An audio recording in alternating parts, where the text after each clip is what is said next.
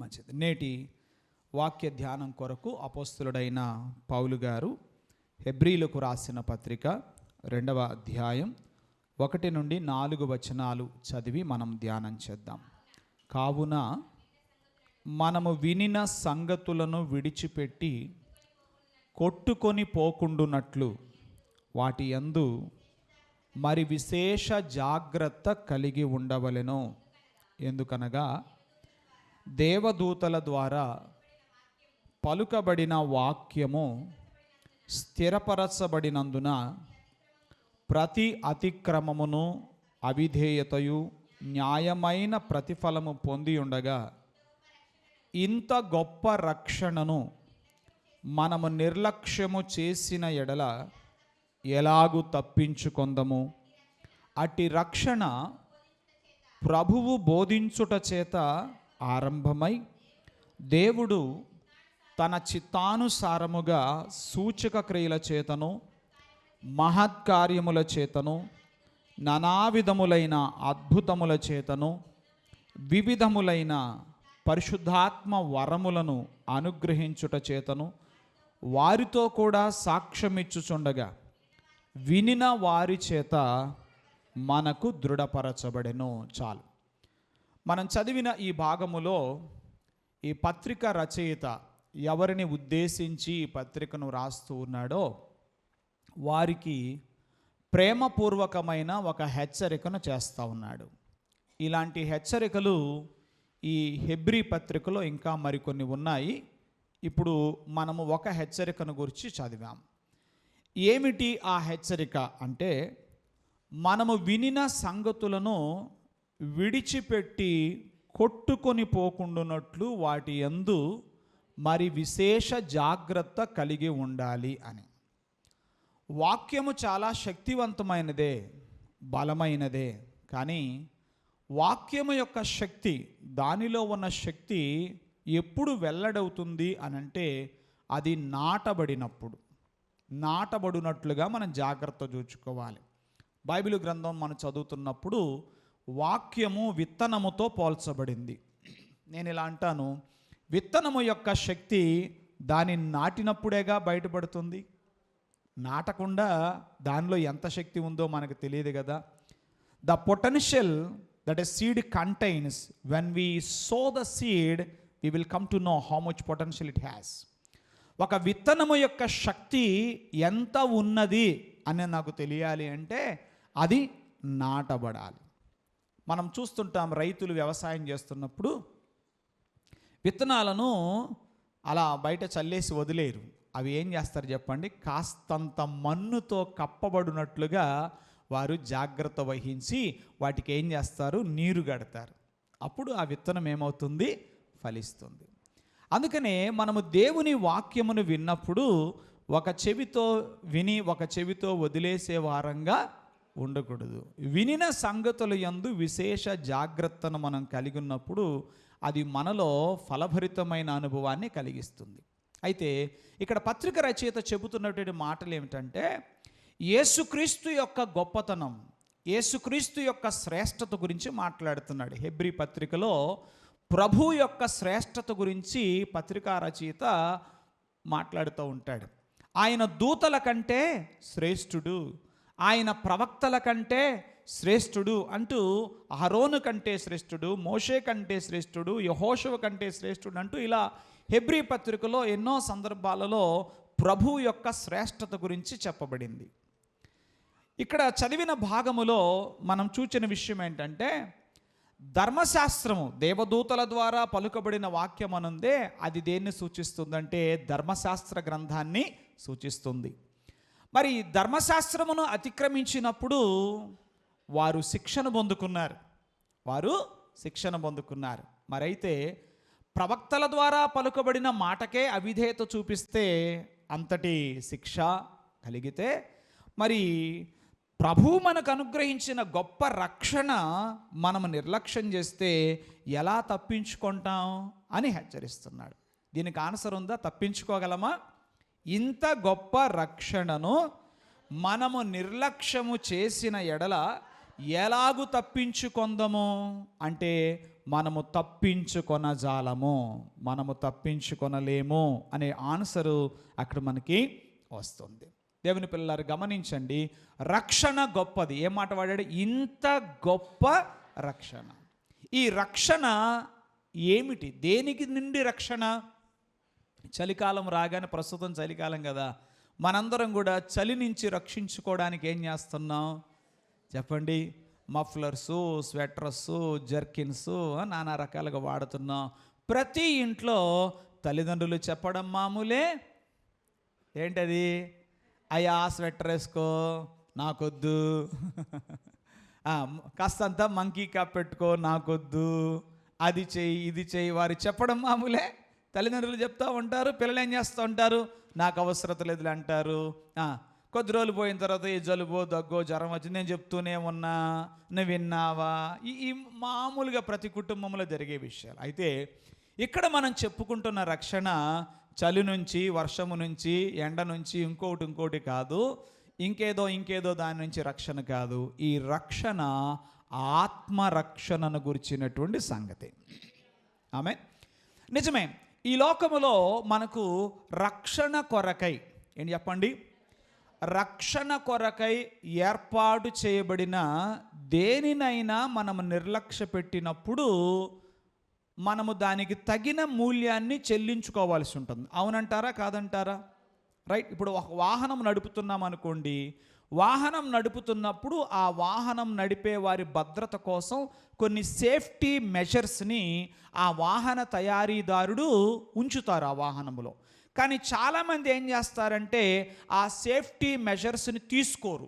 ఈ మధ్యనే నేను గమనించాను, కొన్ని వాహనాల్లో, కారుల్లో 80 కిలోమీటర్లు దాటగానే ఒక బీప్ వంటి శబ్దం వస్తుంది. అంటే మీరు తెలియదుగా, హైవే మీద వెళుతున్నప్పుడు, ఇప్పుడున్న రోడ్లన్నీ అలా ఉన్నాయి, అసలు ఎంత పోతున్నామో కూడా దాని ఇంకా చూడడం, అంతా ఎదురే చూస్తుంటాం. పోయే కొద్దీ దారి ఫ్రీగా ఉంటే ఇంకా కాలు ఏమవుతూ ఉంటుంది, తక్కువ అంటూ ఉంటుంది, తొక్కేసి వెళ్ళిపోతూ ఉంటుంది, తెలియదు. అందుకని ఈ మధ్య ఏం చేశారంటే ఒక బీప్ అనే ఒక శబ్దం వచ్చేటట్టుగా ఒక అరేంజ్మెంట్ చేశారు. 100 దాటిన తర్వాత ఇది 2 సార్లు మోగుతుంది. ఇక 120కి వచ్చిన తర్వాత ఇక మోగి ఆగదు, ఒకటే పని వయ్యి వయ్యి వయ్యి అంటూ ఉంటుంది. అప్పటికన్నా మనం సెన్స్లోకి వచ్చి ఏం చేయాలి? ఈ మధ్యనే గమనించాను, కొత్త కార్లలో పెడుతున్నారు. ఓకే, ఇప్పుడు మనం ఆలోచన చేద్దాం. అంటే మనిషికి భద్రత కోసం, రక్షణ కోసం ఏదైనా ఒక వ్యవస్థ ఏర్పాటు చేయబడినప్పుడు దానిని నిర్లక్ష్య పెడితే మనము తగిన మూల్యము చెల్లించుకోవాల్సి వస్తుందా లేదంటారా? వస్తుందంటారా? అలాగే తల్లిదండ్రులు పిల్లలకు చెప్తూ ఉంటారు, అయ్యా కొంచెం జాగ్రత్త వహించు, అమ్మ కొంచెం జాగ్రత్త వహించు, ఇలా ఉంటే నీ ఆరోగ్యం కాపాడుకుంటావు. అంటే రక్షణేగా. దేని నుంచి రక్షణ? చలి నుంచి రక్షణ, ప్రమాదాల నుంచి రక్షణ, ఇలా చెప్పుకుంటూ పోతే చాలా ఉంటాయి. వాటి గురించి మాట్లాడడం నా ఉద్దేశం కాదు. వాటి గురించి నాకంటే కూడా మీరు న్యూస్ పేపర్లో చదువుకున్న, ఏంటి ఇంకెత్తరెత్తరని చదువుకుంటే చెప్పేవాళ్ళు, నాకన్నా బెటర్గా చెప్పేవాళ్ళు చాలామంది ఉన్నారు. నేను అంగీకరిస్తాను. నేను అవి చెప్పడం నా పని కాదు. ప్రభువు నాకు ఆ పని అప్పచెప్పలా. నాకే పని అప్పచెప్పాడంటే ఆత్మరక్షణను గురించి మాట్లాడమనే పని నాకు అప్పచెప్పాడు. కాబట్టి నేను దాని గురించి మాట్లాడతాను. రైట్. ఇప్పుడు మనం చదువుతున్నాం, ఇంత గొప్ప రక్షణను మనము నిర్లక్ష్యము చేసిన ఎడల ఎలాగు తప్పించుకుంటాం? ఎలాగు తప్పించుకుంటాం అంటే మన ఆత్మను పాప ప్రేరణలు, పాప శోధనల నుంచి రక్షించుకునే ఏర్పాటు మనకు దేవుడు అనుగ్రహించాడు. ఆమేన్.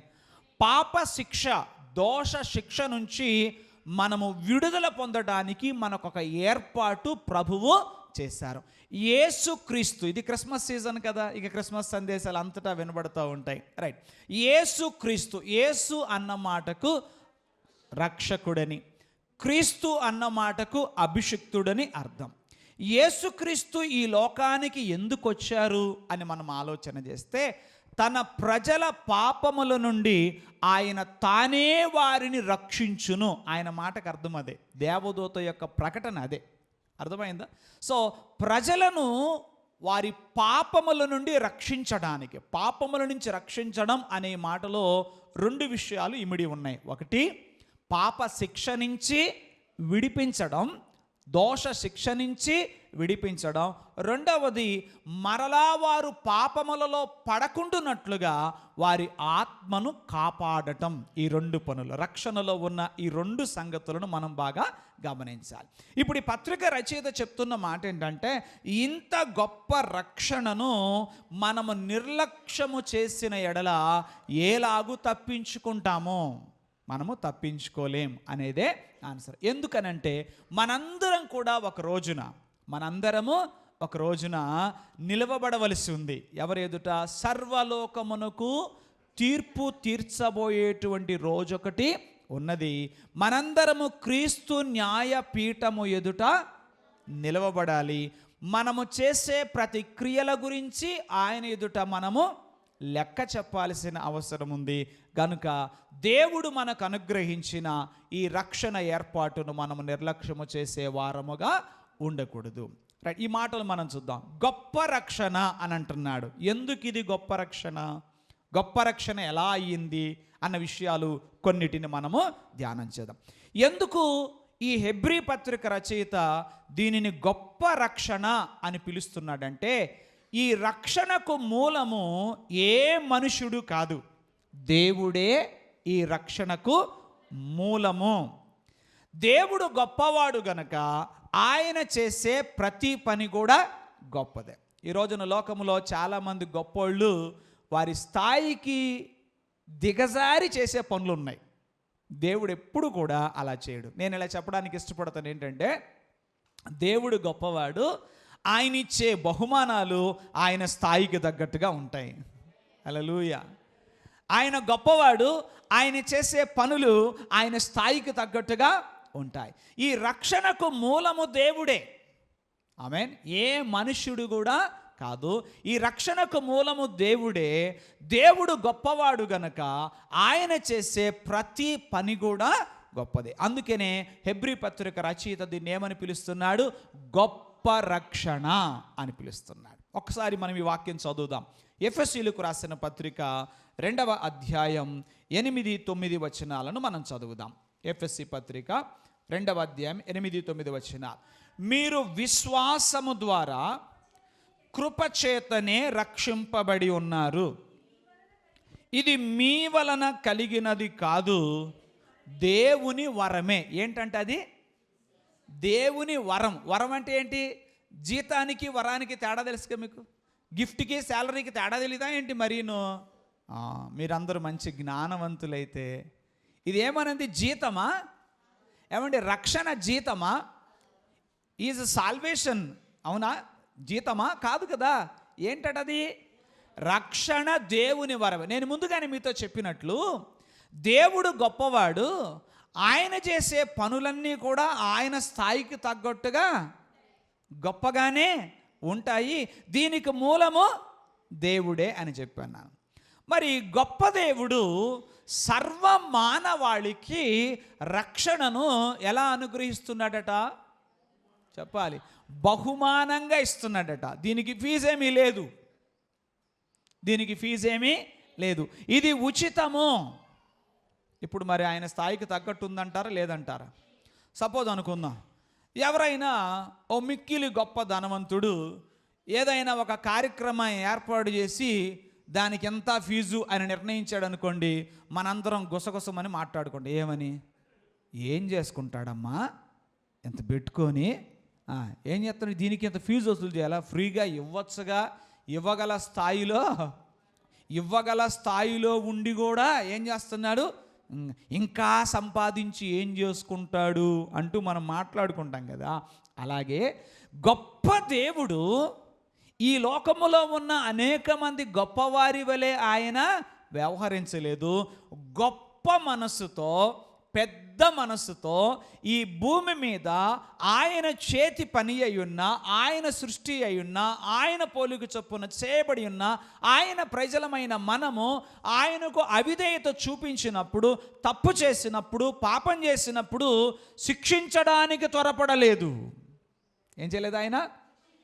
శిక్షించడానికి త్వరపడలేదు, కానీ మన దోషములను క్షమించి మన అపరాధములను క్షమించి మనకు విడుదలనివ్వడానికి ఆయన ఇష్టపడ్డాడు. దేవునికి స్తోత్రం, హల్లెలూయా. గొప్ప దేవుడు గొప్ప మనసుతో, పెద్ద మనసుతో మనలను క్షమించాడు. దేవునికి స్తోత్రం. మన కొరకు రక్షణను ఉచితముగా ఆయన ఏర్పాటు చేశాడు. గొప్ప దేవుడు. అయితే సమస్య ఎక్కడొచ్చిందనంటే ఆ ఉచితము అన్న దగ్గరే. మనం కూడా అంతే. ఉచితము అంటే దాన్ని విలువలేనిదిగా చూస్తాం. ఏం చేస్తాం చెప్పండి? దాన్ని విలువలేనిదిగా చూస్తాం, అంతేనంటారా? ఇవాళ రక్షణను కూడా చాలామంది ఎలా ఉన్నారంటే చెయ్యొచ్చులే, చూడొచ్చులే అనేటువంటి భావం. దేవుని పిల్లలు గమనించండి, ఇంత గొప్ప రక్షణను మనము నిర్లక్ష్యము చేసిన ఎడల మనము ఎలాగూ తప్పించుకుందాం. చాలామంది ఒక పొరపాటు అభిప్రాయం ఏంటంటే బాప్తిస్మము ఈజ్ ఈక్వల్ టు రక్షణ అంటారు. కాదు, గమనించాలి. రక్షణ అనేది ముందు. ఏం చెప్పండి? రక్షణ అనేది ముందు. అయితే రక్షించబడిన ప్రతి వ్యక్తి బాప్తిస్మం పొందుతాడు. హల్లెలూయా. పాస్టర్ గారు ఏంటో మర్మాలు చెప్తున్న అవసరం, సింపుల్గా చెప్తాను వినండి. అంటే యేసుక్రీస్తు నా పాపముల కొరకై కలువరి శిలువలో బలియాగమై ఆయన చేసినటువంటి ఆ యాగమును బట్టే నా పాపములకు విమోచన కలిగింది అని అంగీకరించడం ద్వారా ఒక వ్యక్తి ఏమవుతాడు? రక్షించబడతాడు. దేవునికి స్తోత్రం, హల్లెలూయా. అయితే రక్షింపబడిన ఆ వ్యక్తి ఏం చేయాలి? ఆ విషయాన్ని బహిరంగంగా ఏం చేయాలి? తెలియపరచాలి. బహిరంగంగా ఏం చేయాలి? తెలియపరచాలి. తెలియపరిచినప్పుడు అదేమవుతుంది? స్థిరపరచబడుతుంది. ఆ తరువాత అనుగ్రహించిన రక్షణలో తాను కొనసాగవలసి ఉంటుంది. హల్లెలూయా. దేవునికి స్తోత్రం కలుగునుగాక. దేవుని పిల్లల ఈ విషయాలు మరి కొంచెం ముందుకెళ్ళి మనం ధ్యానం చేస్తున్నప్పుడు అర్థమవుతుంది. ముందుగా ఇది ఎందుకు గొప్ప రక్షణ అయ్యిందో మీకు చెప్పాను. ఎందుకు? గొప్ప దేవుడు సర్వ మానవాళికి ఉచితముగా ఈ రక్షణను సంకల్పించాడు. అందుచేత ఇది గొప్ప రక్షణ. రెండవది మనం చూస్తే ఇది రహస్యము మరియు మర్మము. ఇది ఎట్లా రహస్యము? ఈ రోజున మనుషులు ఎవరైనా ఏమంటారు అంటే ఏదైనా మనం చెయ్యాలి. ఏం చెప్పండి? మనం చెయ్యాలి. మనం చేయకుండా మనది ఎలా అవుతుంది? అర్థమవుతుందా? అంటే స్వజ్ఞానము చేత, స్వంత ఆలోచనల చేత. ఇవాళ చాలామంది ఏం చేస్తున్నారంటే తమ పాపాలు పోవాలంటే కొండలెక్కాలి, తమ పాపాలు పోవాలంటే ఏం చేయాలి? లోయలకు దిగాలి.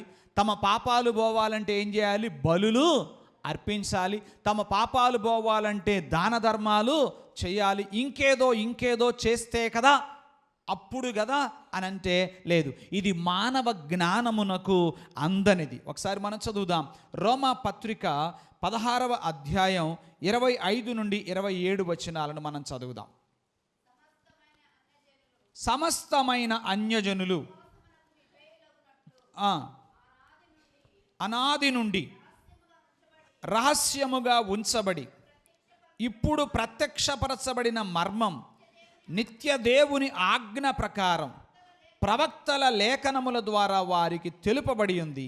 ఈ మర్మమును అనుసరించి ఉన్న నా సువార్త ప్రకారం యేసుక్రీస్తు గూర్చిన ప్రకటన ప్రకారం మిమ్మల్ని స్థిరపరచుటకు శక్తిమంతుడు అద్వితీయ జ్ఞానవంతుడైన దేవునికి యేసుక్రీస్తు ద్వారా నిరంతరము మహిమ కలుగునుగా. ఇక్కడ 2 మాటలు వ్రాయబడ్డాయి. ఏమిటి చెప్పండి? రహస్యముగా ఉంచబడి. ఏంటి చెప్పండి? ఏమిటి ఆ రహస్యం? పాత నిబంధన మనం చదువుతుంటే పాప పరిహారార్థ బలి, అపరాధ పరిహారార్థ బలి, ఇలా బలులను గురించి మనము చదువుతాం. అంటే అప్పటి కాల ప్రజలకు ఏ జ్ఞానం ఉంది చెప్పండి? పాపం పోవాలంటే ఏం చేయాలి? బలర్పించాలి. ఏదో ఒక మేకనో, ఏదో ఒక పొట్టేలునో, ఏదో ఒక ఎద్దునో, దేన్నో ఒకదాన్ని, పక్షిని, దేన్నో దాన్ని బలర్పిస్తేనే పాపం పోతుంది. కానీ ఇప్పుడు మనం చూస్తే ఏ విధమైన బలులు అర్పించవలసినటువంటి అవసరము లేదు. కానీ అందరి కొరకు బలియాగమయ్యాడు ప్రభు. హల్లెలూయా. మరి ఇంక ఎవరును ఏమీయును చెల్లించనవసరము లేకుండా సర్వ సృష్టికర్త అయినటువంటి దేవాది దేవుడే శరీరధారిగా ఆయన భూమి మీదకు దిగివచ్చి తన ప్రాణమును అర్పించుట ద్వారా మరి ఎవరు బలి అర్పించాల్సినటువంటి అవసరము లేకుండా అందరికీ కూడా ఉచితమని ఇందాక అనుకున్నాం కదా. ఆ విధంగా ఆయన రక్షణనివ్వ సంకల్పించాడు. ఇది ఒక గొప్ప రహస్యము, ఇది ఒక గొప్ప మర్మము. హల్లెలూయా. ఒక్కరు చేసినటువంటి బలియాగము ఎలా అందరి విమోచనకు హేతువవుతుంది అంటే ఇది ఒక గొప్ప మర్మము. అందుకనే పౌలు అన్నాడు ఏమని, రహస్యముగా ఉంచబడి ఇప్పుడు ప్రత్యక్షపరచబడిన మర్మం. ఈరోజున చాలామంది అంటారు, నేను పాపం చేశాను, నేను ఎంతో చేస్తే తప్ప నా పాపాలకి విమోచన కలగదు అంటూ అపరాధ భావన చేత కుమిలిపోతూ ఉంటారు. కానీ ప్రభు అంటున్నాడు, నా కుమారుడా, నా కుమార్తె, నీవు అపరాధ భావనతో కుమిలిపోవాల్సిన అవసరము లేదు.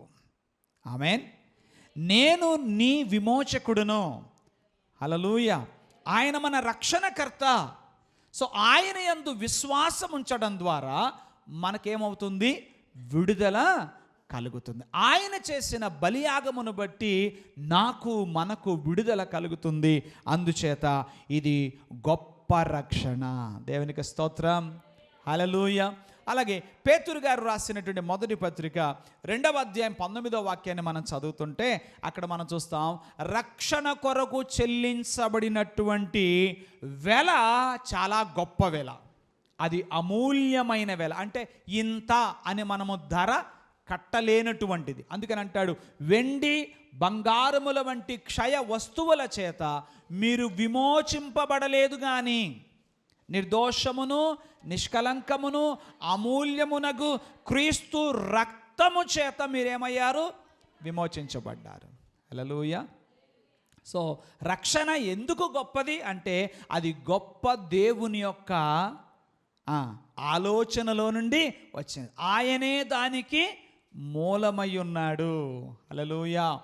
అది ఎందుకు గొప్పది అని అంటే అది ఎవరు ఏమీ కూడా దానికి చెల్లించవలసిన అవసరము లేదు, అది ఉచితము, అందుచేత అది గొప్పది. 3వ విషయాన్ని మనం చూస్తున్నాం. ఎందుకు గొప్పదనంటే దాని కొరకై మనందరి పక్షంగా ఆయన చెల్లించిన వెల అది చాలా గొప్పది. ఇంతని చెప్పగలమా?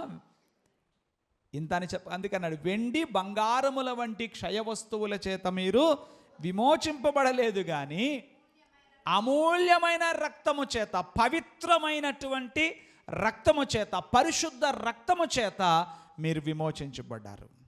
ఆ రక్తమునకు ఏ శక్తి ఉంది? ఆమేన్. అంటే పాపములను, ఆ తర్వాత వస్తాము పాయింట్కి, పాపములను కడిగి వేస్తుంది. దేవునికి స్తోత్రం కలుగునుగా. పాపానికి విరుగుడును ప్రసాదిస్తుంది. ఇంతకుముందే మన ప్రియులు సాక్ష్యం చెప్తూ చెప్పారు కదా, త్రాచుపాము గరిస్తే అమ్మో అది మామూలు విషము కాదు, అదేం చేస్తుంది. మరి వారు చెప్పిన సాక్ష్యాన్ని బేస్ చేసుకొని చెప్తున్నా, డాక్టర్ గారి దగ్గరికి వెళ్తే డాక్టర్ గారు ఫ్రీగా చేశారా? ఫ్రీగా చేశారండి. మీరు విన్న సాక్ష్యం గురించేగా నేను అడుగుతున్నాను. మన ముందు ఈ పూట వినబడింది, ఇది మన చెవులతో మనం విన్నాం. ఒక సహోదరుడు త్రాచుపాము కరిస్తే విరుగుడు కోసం వైద్యశాలకు వెళితే డాక్టర్ గారు ఏమన్నారు, 30,000 గడితే ఇంజెక్షన్ చేస్తాను, లేకపోతే లేదు. అయ్యో చచ్చిపోతాడంటే, చచ్చిపోతే నేనేం చేయను, 30,000 కట్టాల్సిందే.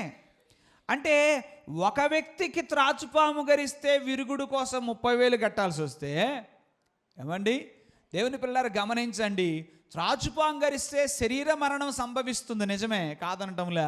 కానీ ఒక వ్యక్తి పాపములో గనక ఉంటే అతడు ఆత్మ సంబంధంగా చనిపోయిన వాడవుతాడు. మరి అట్టి మరణము నుంచి విడుదల ఇవ్వడానికి ఆ పాపమునకు విరుగుడు. తర్వాత విషయం అదే, క్రీస్తు రక్తము, ఆమేన్, క్రీస్తు రక్తము చిందించబడుట ద్వారా మనకు అనుగ్రహించబడిన రక్షణ పాపమునకు విరుగుడును ప్రసాదిస్తుంది. చూద్దాం అపోస్తుల కార్యాలు 2వ అధ్యాయము 38వ వాక్యం చదువుదాం. అపోస్తుల కార్యాలు 2వ అధ్యాయం 38. పేతురు, మీరు మారు మనసు పొంది పాప క్షమాపణ నిమిత్తం ప్రతివాడు యేసుక్రీస్తు నామమున బాప్తిస్మము పొందుడి, అప్పుడు మీరు పరిశుద్ధాత్మ అను వరము పొందుదురు. చూసారా, పేతురు గారు చెప్పిన మాటలు, ఆ సీక్వెన్స్ గమనించండి. మీరు మారు మనసు పొంది పాప క్షమాపణ నిమిత్తం ప్రతివాడు యేసుక్రీస్తు నామమున బాప్తిస్మము పొందండి. యేసు ప్రభు పరిచర్య ఆరంభము, కొనసాగింపు, ముగింపు విషయాలు కనుక మనం చూస్తుంటే ఒక సీక్వెన్స్ కనబడుతుంది. ఆయన ఎలా ప్రకటించడం మొదలుపెట్టాడు? పరలోక రాజ్యము సమీపించున్నది కనుక మారు మనసు పొందండి అని ప్రకటించడం మొదలుపెట్టాడు. ఆ తర్వాత ఆయన పరిచర్య ముగింపులో, ఈ భూలోక పరిచర్య ముగింపులో శిష్యులతో ఆయన ఏం చెప్పారు? మీరు వెళ్ళండి, నేను మీకు ఏ ఏ సంగతులను ఆజ్ఞాపించుతునో వాటన్నిటినీ గైకొనమని అందరికీ ప్రకటించండి, నమ్మిన వానికి ఏం చేయండి? బాప్తిస్మమును ఇవ్వండి అనే కదా ఆయన ప్రకటించారు. రైట్, మనం ఆలోచన చేస్తే ప్రభువు యొక్క బోధను మనము అంగీకరించినప్పుడు, ప్రభు యొక్క ఉపదేశానికి మనము చెవినిచ్చినప్పుడు, బాప్తిస్మం అంటే ఏంటంటే, ఇదిగో నా పాత జీవితాన్ని నేనేం చేస్తున్నాను? పాతి పెట్టేస్తున్నాను. ఇక నేను క్రీస్తు ఉపదేశమును అనుసరిస్తూ ఆయన ఉపదేశానుసారంగా నేను జీవిస్తాను, నూతన సృష్టిగా, క్రొత్త మనిషిగా నేను బ్రతుకుతాను అంటూ మన తీర్మానము తెలియచేయడమే బాప్తిస్మం. సో ఇప్పుడు పేతురు ఏమంటున్నాడు అంటే, ఇదిగో మీరు మారు మనసు పొందండి, పాపక్షమాపణ నిమిత్తం ప్రతివాడు యేసుక్రీస్తు నామమున బాప్తిస్మము పొందండి, అప్పుడు మీరు పరిశుద్ధాత్మ వరమును పొందుతారు. ఏమిటి దీనిలో ఉన్న మర్మం ఏమిటి అంటే, పరిశుద్ధాత్మను వరము పొందటం అంటే ఏంటంటే, ఎప్పుడైతే మనము యేసుక్రీస్తును మన స్వంత రక్షకునిగా అంగీకరించి బాప్తిసం పొందుతామో, మన జీవితంపై ఆధిపత్యాన్ని, అధికారాన్ని మనం ఎవరికి అప్పగిస్తున్నాం? ప్రభువునికి అప్పగిస్తున్నాం. పరిశుద్ధాత్మ చేత మనము నడిపించబడతాం. ఆయన మనల్ని ఏం చేస్తారో తెలుసా? సర్వసత్యములో మనల్ని నడిపిస్తారు. పాపములో పడే ప్రమాదము విషయమై ఆయన మనల్ని ఏం చేస్తారు? హెచ్చరిస్తారు. అలా హెచ్చరిస్తున్నప్పుడు కొంతమంది అంటారు, పాస్టర్ గారు మీరు చెప్తున్నారు కానీ బాప్తిస్మం పొందిన వాళ్ళు కూడా ఏం చేస్తున్నారు? తప్పు చేస్తున్నారు, పాపం చేస్తున్నారు అంటారు. దేవుని పిల్లలారా గమనించండి, నిజముగా ఒక వ్యక్తి ప్రభువును తన స్వంత రక్షకునిగా అంగీకరించినప్పుడు అతడిక పాపము చేయడు అని నేను అనడం లేదు, కానీ పాపములో కొనసాగలేడు. ఆమెన్. He will not continue in sin. ఎందుకంటే ప్రభువు నిశ్చయంగా తనను హెచ్చరిస్తారు, తనకు బుద్ధి చెబుతారు. ఆ వ్యక్తి తన పాపము విషయమై క్షమాపణ పొంది ప్రభు కృపలో ముందుకు సాగుతాడు. సో పేతురు అంటున్నాడు, మీరు పాపక్షమాపణ నిమిత్తం ప్రతివాడు యేసుక్రీస్తు నామమున బాప్తిసం పొందండి, అప్పుడు మీరు పరిశుద్ధాత్మను వరమును పొందుతారు. ఆ పరిశుద్ధాత్మ వరమును మనం పొందినప్పుడు పాపమునకు విరుగుడును మనం పొందుకుంటాం. దేవునికి స్తోత్రం, హల్లెలూయా.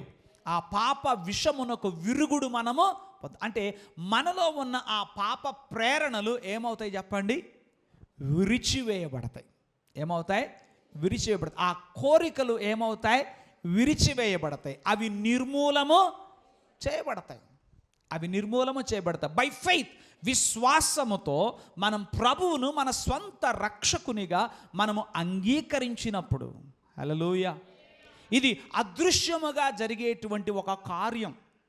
ఇది ఆశ్చర్యకరంగా ఒక మనిషి జీవితంలో జరిగేటువంటి కార్యం. అందుకనే యోహాను భక్తుడు అంటాడు, దేవుని మూలముగా పుట్టిన వాడు పాపము చేయజాలడు. దేవునికి స్తోత్రం కలుగునుగాక. ఎందుకనంటే ఆ వాక్య బీజము తనలో నిలుస్తుంది. అది ఏం చేయనివ్వదు చెప్పండి? పాపమును చేయనివ్వదు. చూడండి, దేవుడు ఈవెన్ మన బాడీకి ఒక సిస్టమ్ ఏర్పాటు చేశాడు. ఏదైనా గిట్టని వస్తువు, పడని వస్తువు తీసుకున్నామండి, రైట్, గిట్టని వస్తువు, పడని వస్తువు తీసుకున్నాం. ఒక కుళ్ళిపోయిన అంటే ఏదో చేసాం, తిన్నప్పుడు ఏమవుతుంది? బాడీ యాక్సెప్ట్ చేస్తుందా? ఏం చేస్తుంది? రిజెక్ట్ చేస్తుంది, ఎజెక్ట్ చేస్తుంది. ఏం చేస్తుంది? నేను 3 మాటలు చెప్పాను మీకు. యాక్సెప్ట్ చేస్తుందా? నో అంటే అంగీకరిస్తుందా మన బాడీ? అంగీకరించి ఏం చేస్తుంది? Reject. Not only reject, then afterwards eject అంటే తిరస్కరిస్తుంది, త్రోసివేస్తుంది. అందరూ చెప్పండి ఒకసారి.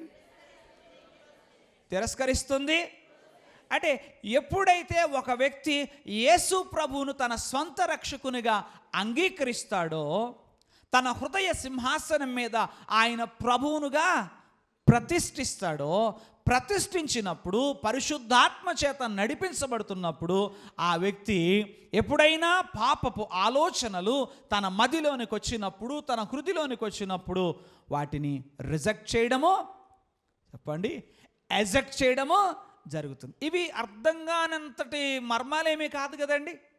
చూడండి, ఇవాళ మనం గమనిస్తే నిన్నటి రోజున మా అమ్మాయి నాకు ఒక విషయం చెప్తా ఉంది. ఈ మధ్య మీ అందరూ ఎరిగింది, చాలా ఫోన్లు, చాలా కంప్యూటర్సు వైరస్ల బారిన పడతా ఉన్నాయి. అందుకని ఈ కంప్యూటర్ తయారీదారులు, ఫోన్ తయారీదారులు ఏం చేస్తున్నారంటే ఈ మాల్వేర్ నుంచి, వైరస్ల నుంచి రక్షణ కోసము వాళ్ళు ఒక ప్రత్యేకమైన రక్షణ వ్యవస్థను ఏర్పాటు చేస్తున్నారంటారా లేదంటారా?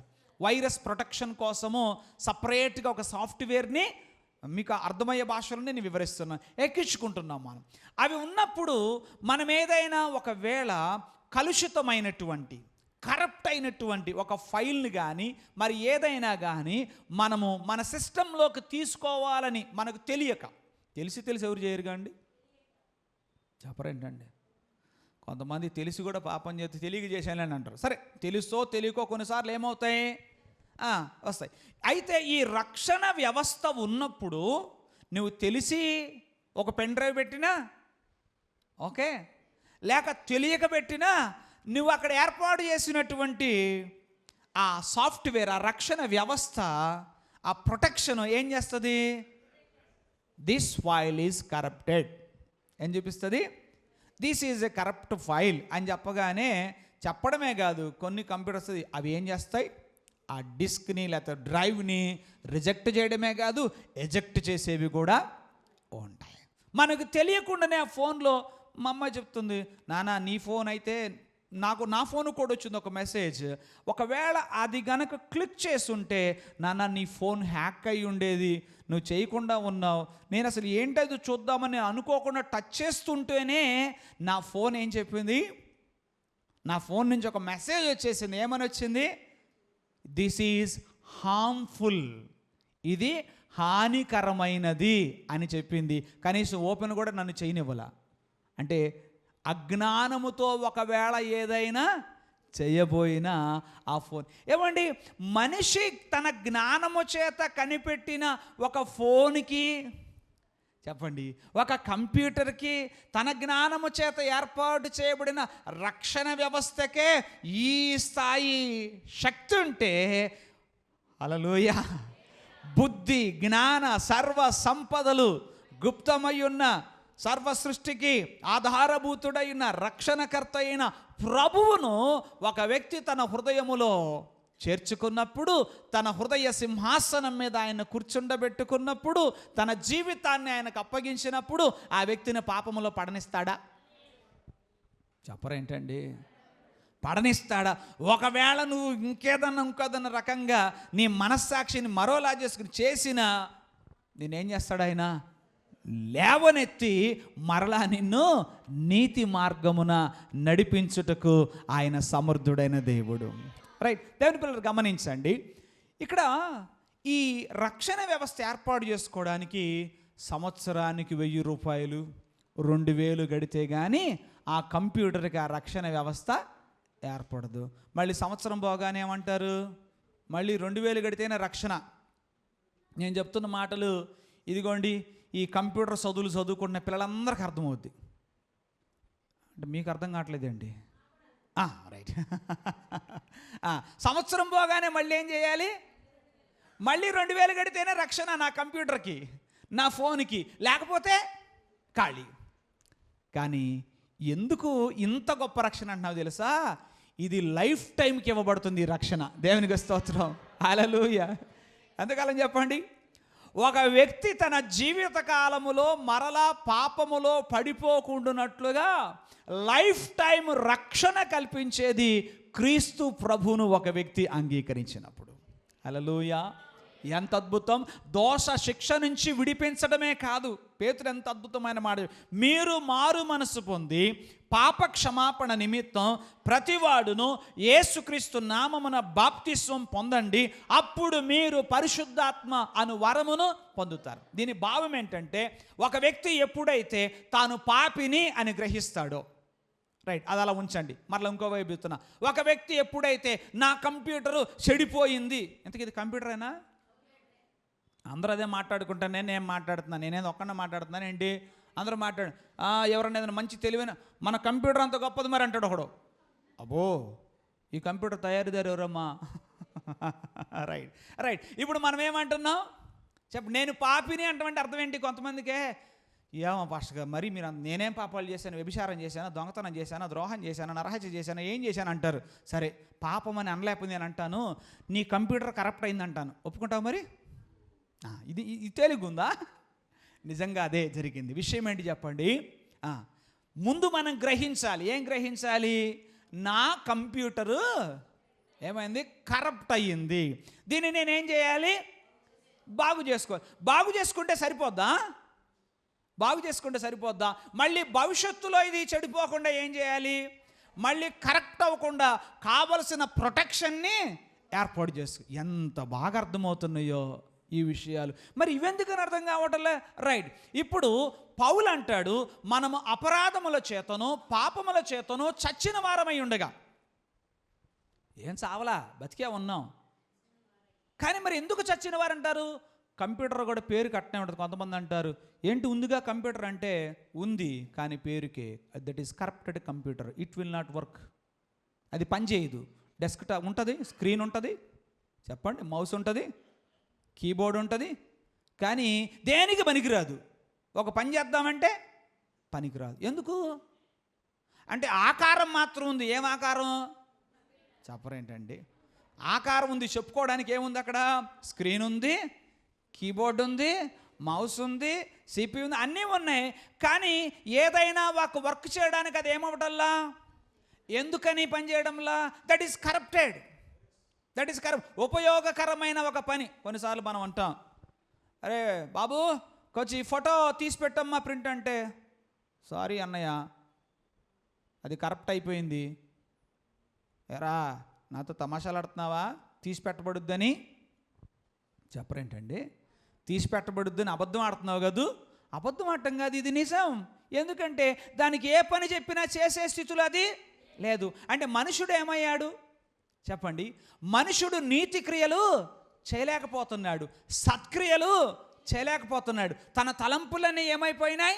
చెడిపోయినాయి. అందుకని పౌలు అంటాడు, మనం అపరాధముల చేతను పాపముల చేతను చచ్చిన వారమై ఉండగా. అంటే పేరుకు బ్రతుకున్నాం కానీ ఏ మంచి లేని పరిస్థితి. అలాంటి పరిస్థితులలో ఇప్పుడు పేతురు చెప్తున్న మాట ఏంటంటే, మీరు మారు మనసు పొంది పాప క్షమాపణ నిమిత్తం ప్రతివాడు యేసుక్రీస్తు నామమున బాప్తిస్మము పొందండి, మీ పాపములను కడిగి వేసుకోండి అని ఆయన చెప్తున్నాడు. దేవునికి స్తోత్రం కలుగునుగా.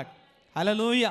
అంటే దాని అర్థం ఏంటంటే, నేను పాపిని అని గ్రహించి ప్రభువునకు నా జీవితం అప్పగించినప్పుడు ఆయన ఉచితముగా నన్ను శుద్ధి చేస్తాడు. హల్లెలూయా.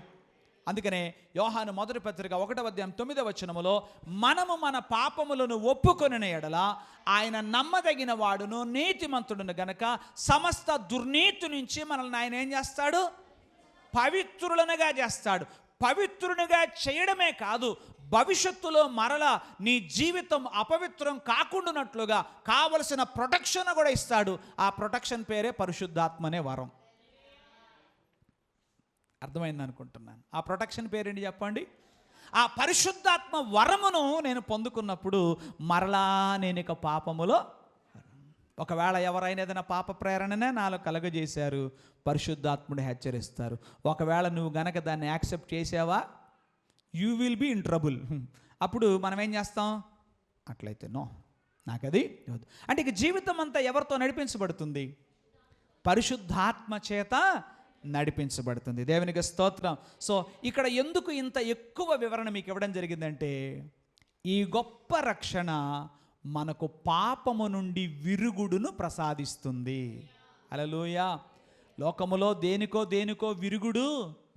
ఏమండి, ఒక త్రాచుపాము గరిస్తే ఆ విషం విరుగుడు కొరకు 30,000 ఖర్చు చేయాల్సి వచ్చిందట ఆ సోదరుడు. ఈరోజే మనం సాక్ష్యం విన్నాం. అయితే అంతకంటే భయంకరమైన పాపపు విషం మనిషిలో ఉంది. అట్టి పాప విషమును విరిచివేసే శక్తి క్రీస్తు రక్తమునకుంది. దేవునికి స్తోత్రం కలుగును గాక. హల్లెలూయా. ఇది ఎందుకు గొప్ప రక్షణ? దేవుడే దీనికి మూలం. ఆయన చేసే ప్రతి పని గొప్పదే, అందుకని ఇది గొప్ప రక్షణ.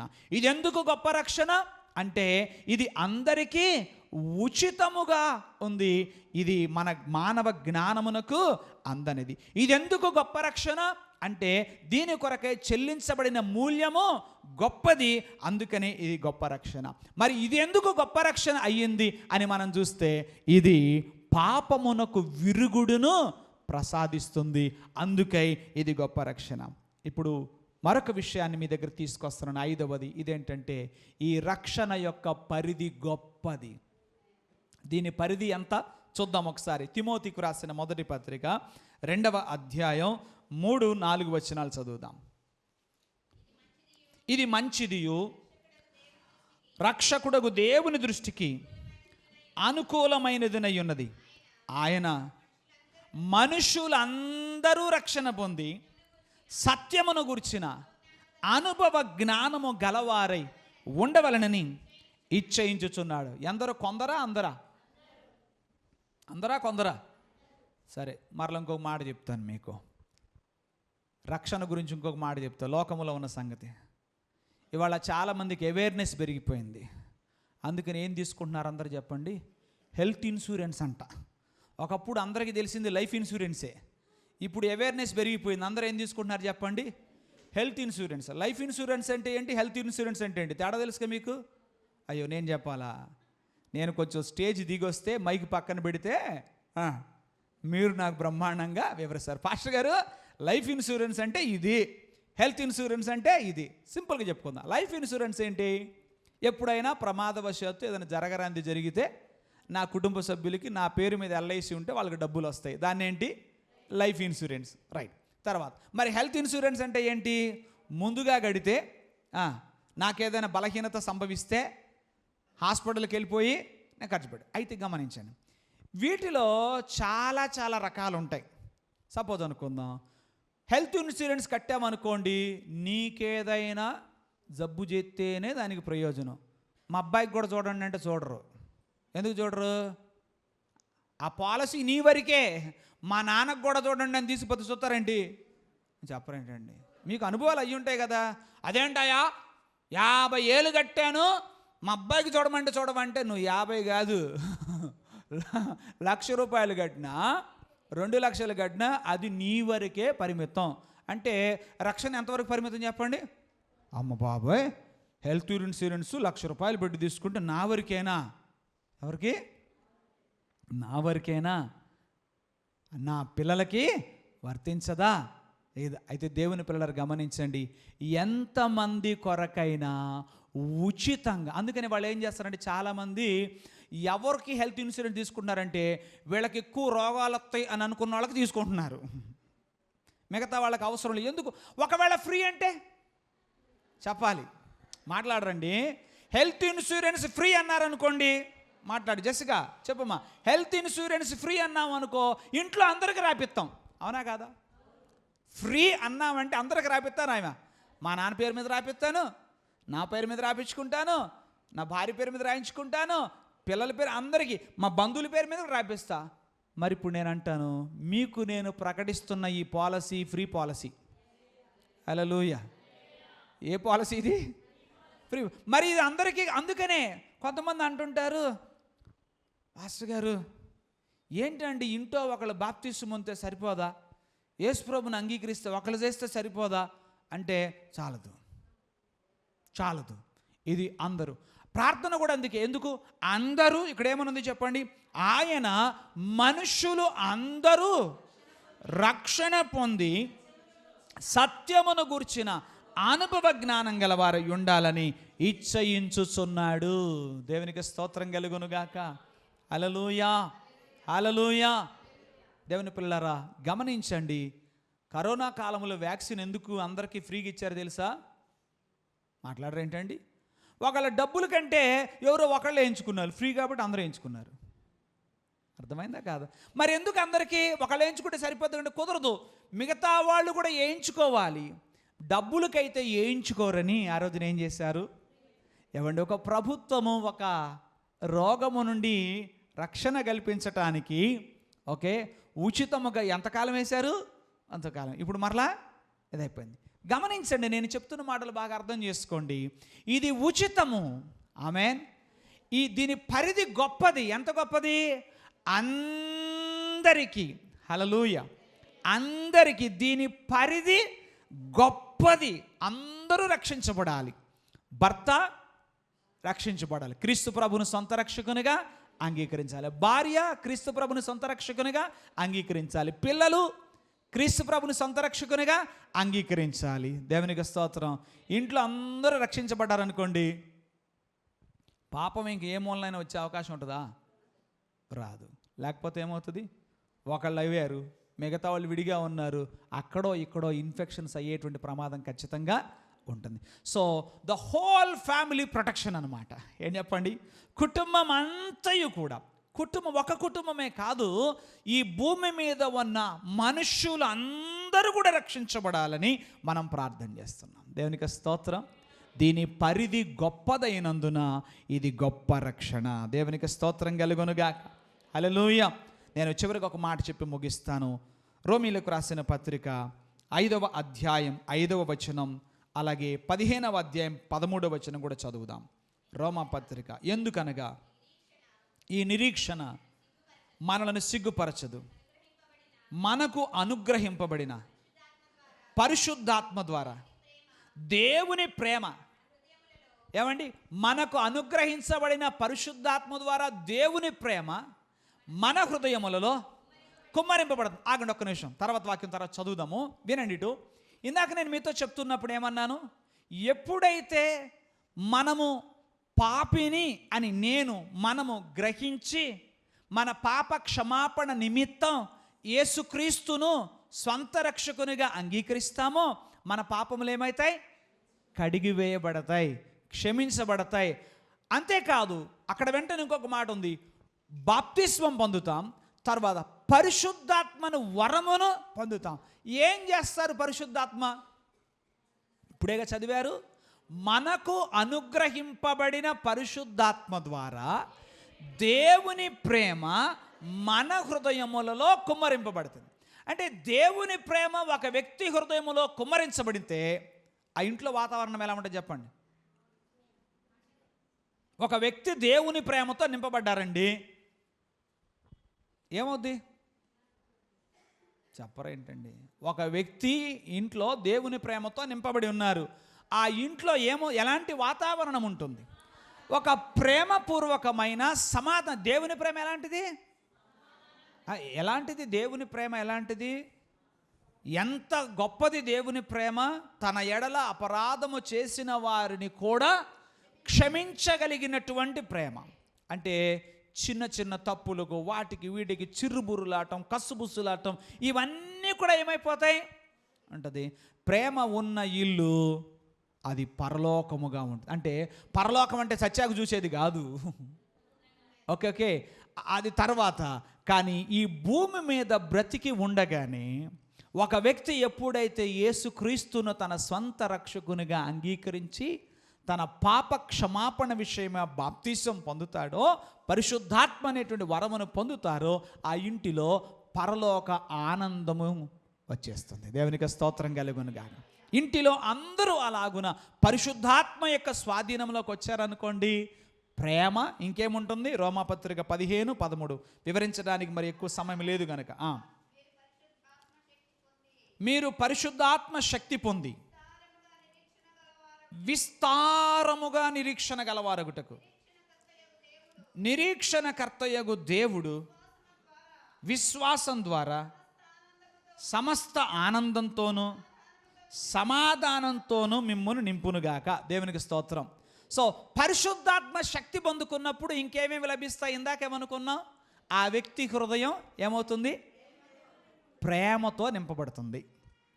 దేవుని ప్రేమతో నింపబడుతుంది. రెండవది, ఆ వ్యక్తికి నిరీక్షణ ఉంటుంది. ఏముంటుంది? నిరీక్షణ ఉంటుంది. ఇంకేముంటుంది? ఆనందం ఉంటుంది. ఇంకేముంటుంది? ఆమేన్. సమాధానము ఉంటుంది. ఏమండి, ఇవన్నీ ఉన్న వ్యక్తి ఎలా ఉంటాడు? ఆ వ్యక్తిలో ప్రేమ ఉంది, ఆ వ్యక్తిలో నిరీక్షణ ఉంది, ఆ వ్యక్తిలో చెప్పండి సమాధానం ఉంది, ఆ వ్యక్తిలో వీళ్ళ వల్ల ఏమైనా ప్రాబ్లం ఉంటుందా? ప్రేమ నిండుగా ఉన్న దైవ ప్రేమతో నింపబడిన వారి వల్ల ప్రమాదం ఏమన్నా ఉందా? ఉండదు. మరి తెలిసి కూడా ఎందుకని నింపబట్టలా? Right, okay. నిరీక్షణ గల వారి వల్ల ఏమైనా ప్రమాదం ఉంటుందా? నిరీక్షణ అంటే అర్థం ఏంటి? మనకన్నీ ఎట్లా అనండి ఒకసారి, నాకు బాగా రాదు చిటికలేయటం. ఏమైపోవాలి మనకన్నీ? ఇప్పుడే రైట్ నవ్ అయిపోవాలి. నిరీక్షణ అంటే అట కాదు, వేచి ఉంటుంది. ఇవాళ ప్రజలలో ఏం కోల్పోయింది తెలుసా? ఒక సహనము లేదు, ఓర్పు లేదు, నిరీక్షణ లేదు. ఏదన్నా కొంచెం చూద్దాం, వేచి చూద్దాం అనేటువంటి ధోరణి లేదు. కానీ ఒక వ్యక్తి దేవుని ఆత్మచేత నింపబడినప్పుడు వారు నిరీక్షణతో ఉంటారు. దేవునికి స్తోత్రం. ఒకటి, ఇంటిలోని వారి ఎడల నిరీక్షణ ఉంటుంది, ప్రభువు రాకడ కొరకు కూడా నిరీక్షణ ఉంటుంది. హల్లెలూయా. సమస్త ఆనందముతో నింపబడతారు, సమాధానముతో నింపబడతారు. నిశ్చయముగా ఆ కుటుంబం పరలోక ఆనందాన్ని అనుభవిస్తుంది. దేవునికి స్తోత్రం. అందుకనే హెబ్రీ పత్రిక రచయిత ఏమంటున్నాడంటే, ఇంత గొప్ప రక్షణను నిర్లక్ష్యము చేస్తే, ఏమండి, ఇంత గొప్ప రక్షణ ఏర్పాటును మన కొరకు ఆయన అనుగ్రహించగా దానిని నిర్లక్ష్యము చేస్తే, ఒకటి, ఈ ఎప్పుడో నరకం కాదు, భూమి మీద ఉండగానే ఆ నరకపు బాధలను అనుభవించడం నిర్లక్ష్యం చేసినందుకు తర్వాత యుగాయుగములు పడతాం. ఇక్కడ నరకమే, అలా కాకుండా ఎక్కడా పరలోకమే. చెప్పండి, తర్వాత పరలోకం. ఆ నిండైనటువంటి ఆనందాన్ని అనుభవించాలంటే మనము రక్షణను నిర్లక్ష్యము చేయకూడదు. దేవునికి స్తోత్రం కలుగునుగా. తలలు వంచండి, ప్రార్థన చేసుకుందాం. ప్రభువా, మీకు వందనాలు చెల్లిస్తున్నాం తండ్రి. ఈ ఉదయకాల సమయంలో నీ పిల్లలమైన మమ్ములను ప్రేమించి మాకు అనుగ్రహించిన ఉపదేశమును బట్టి మీకు నిండు కృతజ్ఞతలు స్తోత్రాలు చెల్లిస్తున్నాం ప్రభువా. దేవా, ఇంత గొప్ప రక్షణను నిర్లక్ష్యము చేసినడలా మనం ఎలాగూ తప్పించుకుందుము అంటూ ప్రభువా దైవజనుడు సంఘమును హెచ్చరిస్తూ ఉన్నాడు. ఈ వర్తమానము ద్వారా ఈ ఉదయకాలము నీ పిల్లలమైన మమ్ములను మీరు హెచ్చరిస్తున్నారు. ఈ రోజున అనేకులు ప్రభువా, నీవు సర్వ మానవాళి కొరకు ఉచితముగా ఏర్పాటు చేసిన రక్షణను నిర్లక్ష్యము చేయటం వలన తమ కుటుంబాలలో నెమ్మది లేని వారుగా ఉన్నారు, సమాధానము లేని వారుగా ఉన్నారు, ప్రేమ లేని వారుగా ఉన్నారు, ఆనందము లేని వారుగా ఉన్నారు, నిరీక్షణ లేని వారుగా ఉన్నారు ప్రభువా. అయితే మీరు పిలుపునిస్తున్నారు తండ్రి, నీవు కేవలం చెడిపోయిన మా మనస్సాక్షిని బాగు చేయడం మాత్రమే కాదు, అపవిత్రమైన మా మనస్సాక్షిని బాగు చేయడం మాత్రమే కాదు దేవా, గతకాలమందు మేము చేసిన దోషములను, అపరాధములను, పాపములను అయా క్షమించుట మాత్రమే కాదు, మా దోష శిక్షను కొట్టివేయడం మాత్రమే కాదు, మరలా భవిష్యత్ దినాలలో పాపపు ఉరులలో మేము చిక్కుబడకుండానట్లుగా, పాప ప్రేరణలకు మేము లొంగకుండానట్లుగా నీ ఆత్మను మాకు అనుగ్రహించి పాపములో పడనీయకుండానట్లుగా మమ్మను రక్షించే దేవుడవని మాతో మాట్లాడారు. దేవా, నీవు నా కొరకు మా కొరకు ఏర్పాటు చేసిన ఈ గొప్ప రక్షణ సంకల్పమును బట్టి మిమ్మల్ని స్తుతిస్తున్నాము. దీని కొరకు మేమేమీ వెల చెల్లించవలసిన అవసరం లేదు. ఇది మాకు ఉచితముగా అనుగ్రహించబడినది ప్రభు.